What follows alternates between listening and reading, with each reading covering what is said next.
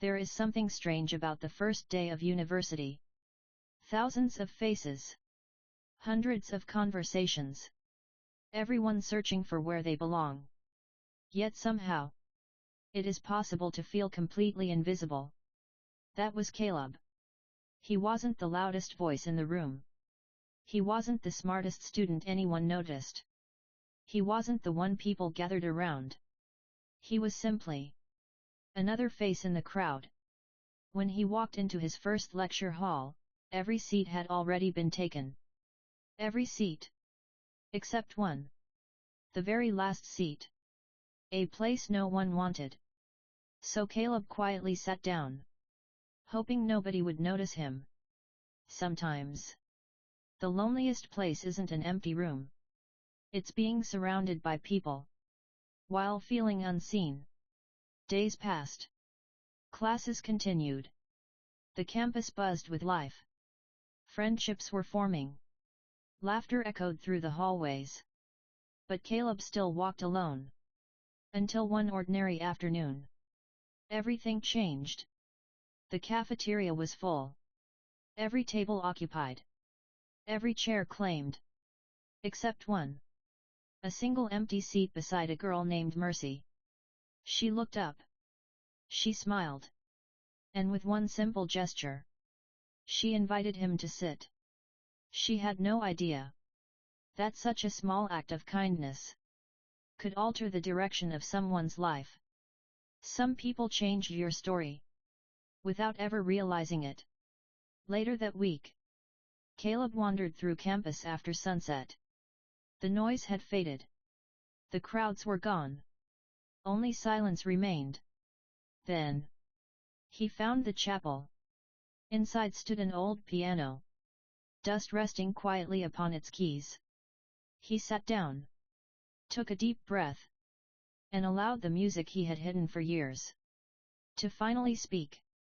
Some people find peace in words. Others find it in music. For Caleb, the piano was the only place where fear became silence. The next morning, another empty seat waited. This time, inside the library, beside Mercy. Unlike before, Caleb didn't hesitate. He sat down. Conversation came easier. Smiles became natural. The walls around his heart began to fall.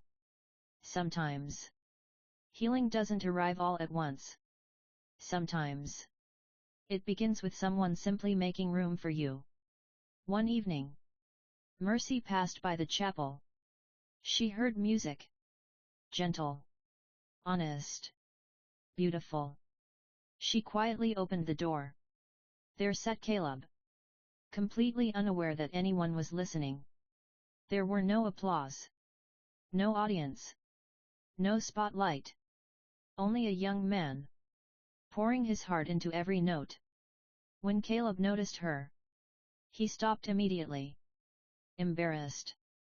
Ashamed. Afraid. But Mercy only smiled. Don't stop. It's beautiful. Those two words became louder than every fear Caleb had ever believed. Days later, they walked together beneath the autumn trees. For the first time, Caleb spoke about the fear he had carried for years. The fear of being judged. The fear of failing. The fear that no one would care. Mercy listened quietly. Then she said something Caleb would never forget. Maybe your gift was never meant to stay hidden. You don't have to impress everyone. You only have to reach the person who needs hope. Some sentences don't just encourage us. They rewrite our future. The night of the university worship gathering finally arrived. The chapel was full. Students filled every pew. Conversations filled the room. Caleb stood backstage. His hands trembled. His heart raced. Every part of him wanted to leave. Then, he saw Mercy. She didn't wave. She didn't speak. She simply smiled. A quiet reminder that someone believed in him. Sometimes, One person believing in you is enough to silence a lifetime of fear. Caleb walked to the piano, sat down, closed his eyes, and began to play. The room grew still. Every note carried a story. Every melody carried a scar. Every chord carried hope. No one applauded until the music had completely finished. Because for a few unforgettable moments, everyone was listening with their hearts. That night, Caleb didn't just perform. He discovered who he was. The semester quietly came to an end. The campus that once felt overwhelming had become a place Caleb now called home.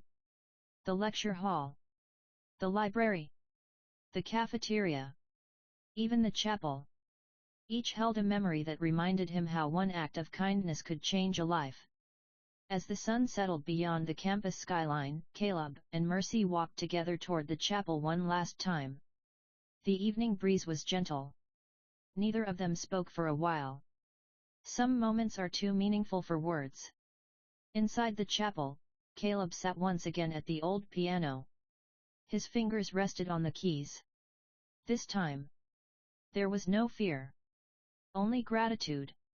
He began to play. The melody filled the empty chapel with hope. Mercy listened quietly from the front pew, a gentle smile on her face.